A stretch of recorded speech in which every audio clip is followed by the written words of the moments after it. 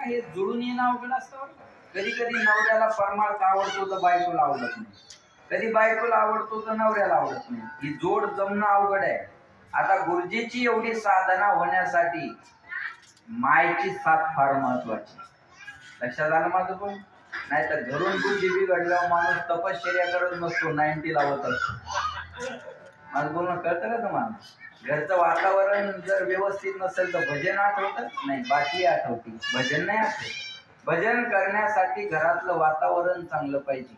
म्हणून मी सांगेन, प्रत्येक यशस्वी पुरुषाच्या पाठीमागे कुणाचा हात असतो? एका स्त्रीचा हात असतो. अपवाद रामदेव बाबा मोदी सोडून. विठाला विठाला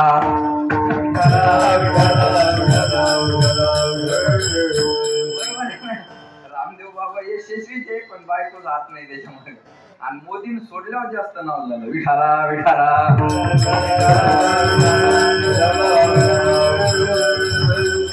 पत्नी सुंदर मिळणं हे भाग्याचं लक्षण आहे. लक्ष देऊन आहे का बरं का? पत्नी सुंदर मिळणं हे भाग्याचं लक्षण आहे.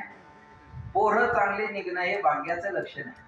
आपली मुलं चांगली निघावी याच्यासाठी भाग्यच लागत असतात. शुद्ध बीजापोटी महाराज म्हणले सोपं आहे का? पोरं चांगली निघले तर बरं आहे, नाही तर पोरं जर पहिलगामचा हल्ला करणारे निघले तर दोन्ही देशातलं वातावरण खराब होतं. सोपी गोष्ट. हे बी जन्माला घातलेलेच आहेत, पण म्हणले असे जन्माला न घातलेले परवडले. जे समाजाची दिशाभूल करण्यासाठी, समाजाला अधोगतीला नेण्यासाठी जन्माला घातलेली न घातलेली चांगली. जननी जने तो भक्त जने, जननी जने तो भक्त जने, या दाता या शूर, नाही तो जननी वांझ बनी, काय को खोए नूर.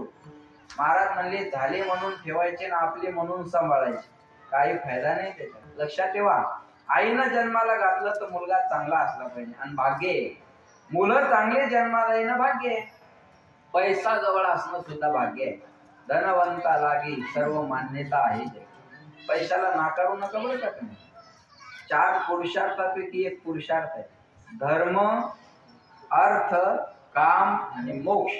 याच्या 2 नंबरचा पुरुषार्थ आहे पैसा. पैसा कमवणारा माणूस पुरुषार्थी असतो. अर्थ नावाचा पुरुषार्थ आहे ना, आणि जर अर्थ नसेल तर अर्थ राहत नाही. बोलणं कळतंय तुम्हाला? अर्थ नसेल तर अर्थ राहत नाही. शरीरात पित्त, संसारात वित्त आणि परमार्थात चित्त. या 3 गोष्टी 3 ठिकाणी महत्वाच्या आहेत. संसारातलं वित्त गेलं की भांडी आदळायला सुरुवात होईल. कळलं माझं बोलणं? जेव्हा मोठा चाले धंदा तो बहीण म्हणे दादा. मी माझ्या मनाचं काहीच बोलत नाही, महाराजांचे प्रमाण आहे. जेव्हा मोठा चाले धंदा तो बहीण म्हणे दादा. पैसा आहे ना, पैसा बना भगवान, जगत में पैसा बना भगवान. अर्थ नावाचा पुरुषार्थ आहे. लक्षात ठेवा, पैसा जवळ असणं सुद्धा भाग्यच आहे. आणि अजून पद मिळणं सुद्धा भाग्य आहे. काही काही मरतात पण ग्रामपंचायतचे सदस्य होत नाही.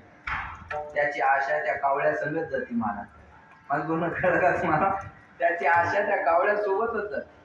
काही माणसाला सहज नाही, सहज हे भाग्यच असतं. राजयोग हा भाग्यातच लागत असतो गुरुजी, बरोबर आहे? भाग्य नसेल तर तुम्हाला ते मिळणार नाही. मग हे भाग्यच आहे.